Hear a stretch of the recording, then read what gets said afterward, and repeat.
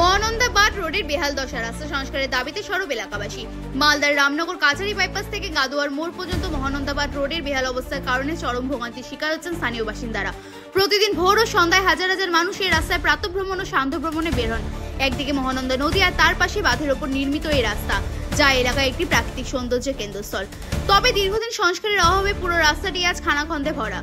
ছোট ছোট গর্তে পরিণত হয়েছে রাস্তার বিভিন্ন অংশ, পিচ উঠে গিয়ে ছোট পাথর ছড়িয়ে পড়েছে রাস্তা জুড়ে, যার ফলে প্রায়শই বয়স্ক প্রাতঃভ্রমণকারীরা হোঁচট খেয়ে পড়ে যাচ্ছেন ও আহত হচ্ছেন। এলাকাবাসীর অভিযোগ, বহুবার ১ নম্বর ওয়ার্ডের কাউন্সিলর ও সেচ দপ্তর রাস্তা সংস্কারের দাবি জানিয়ে চিঠি দেওয়া হয়েছে।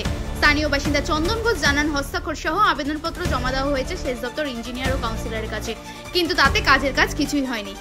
এখন স্থানীয়রা তাদের শেষ আসার জায়গা হিসেবে মুখ্যমন্ত্রী মমতা বন্দ্যোপাধ্যায়ের দিকে তাকিয়ে রয়েছেন, যাতে দ্রুত রাস্তা সংস্কারের উদ্যোগ না হয়।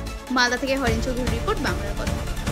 গাড়ি ঘোড়া যাচ্ছে তো অনেকগুলো বাচ্চা কাচ্চা পড়ে যাচ্ছে, তারপর ঠিক মতো হাঁটা যাচ্ছে না, এখানে গর্ত এখানে গর্ত। কবে থেকে বলছি কাউন্সিলরকে, মানে কোনো মাথায় দিচ্ছে না।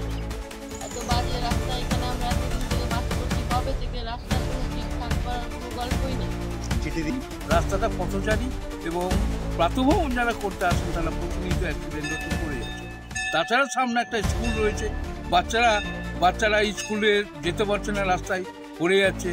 এই জন্য আমরা বারবার রিকোয়েস্ট করেছি, মাননীয় মুখ্যমন্ত্রী আপনি দেখুন এবং রাস্তাটা করার নির্দেশ দিন, তাতে আমরা উপকৃত হব। কোন জায়গায়? এটা হচ্ছে ওই মাধবনগর ওভারব্রিজ আছে, ওভারব্রিজের কাছ থেকে গাদোয়া মোড় অবধি এই রাস্তাটা প্রচণ্ড খারাপ, প্রতিনিয়ত অ্যাক্সিডেন্ট।